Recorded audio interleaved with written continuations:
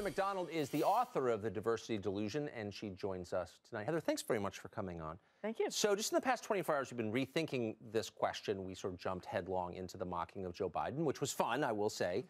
But then I heard Nancy Pelosi say what we just played her saying, which is we really ought to approach other people as if we all have colds and have a arm's length relationship with people we're not related to. What kind of society is she describing? An inhuman one, Tucker, one where there is no forgiveness, there is no acceptance of differences of behavior. We're all supposed to be for diversity, right? How about accepting the diversity of an older generation that has a different style of engagement, that has not been terrorized into frigid self-criticism by the feminist harpies that cannot understand that there are different human beings, there are different ways of relating to people. This is going to end normal human intercourse as we know it if they're allowed to get away with this. These females have all said there was nothing sexual about it. Okay, the conversation should end there.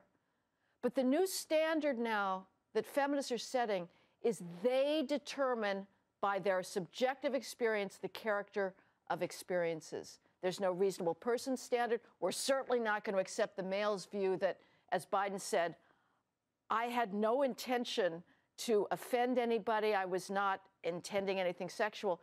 None of that matters now. If a feminist feels offended, then the interaction is objectively offensive. And that is a recipe for chaos and alienation. I think you're exactly right. A recipe for what we have, which is chaos and alienation, increasingly. So I think a lot of us, I'll speak for myself, I looked on at this and there's something amusing about watching the left eat itself. Yes. Because they have to adhere to their own ludicrous standards. They're living in the PC hell they created for the rest of us. But what's happening to Joe Biden is what they plan for the rest of us. Uh-huh. And what he plans for everybody else. So it's hard not to take a certain fiendish glee in this. Yes. Because it's certainly turnaround is fair play. This is a man who unleashed the war on due process and campus tribunals, who has unleashed every single feminist trope about phantom rape culture for the last 3 decades. Who says believe survivors. So it's purely just what he's getting. Nevertheless, I urge you, Tucker, to step above pure political vendetta. Yes. And say, no, what's at stake here is the livability of human society. Young people have to understand old people. People have to be a little flexible. But the feminist worldview is brittle, it's intolerant, it's unforgiving, and it's utterly narcissistic.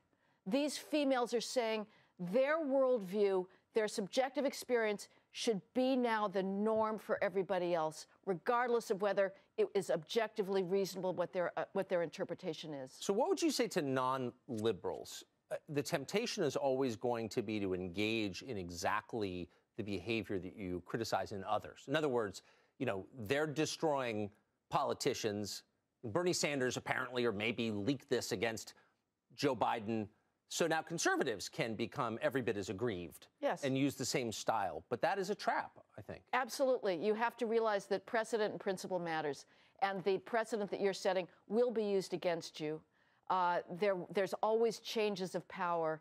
And the ideal for human experience is to live by something that is not sheer partisan vengeance, and to set principles that you're happy to live with for yourself and for other people. So again, in this case, as tempting as Biden is as a target, and certainly, he's the strongest contender against Donald Trump, but his real sin is just his own history of stoking the feminist furies.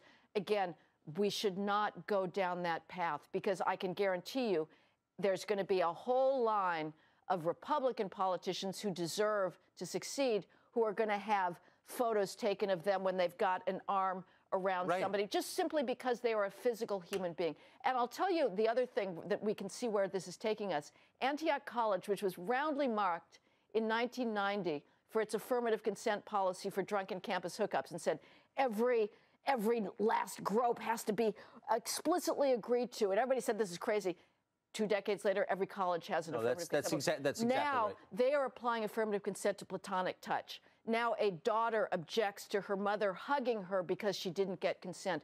This is where this is going to take us, Tucker. It really is dystopian. It is. The kind of sterile world that they're imposing on us. of Heather McDonald, I can't think of anyone who could have explained that better than you just did. Thank you very much. Thank you so much, Tucker.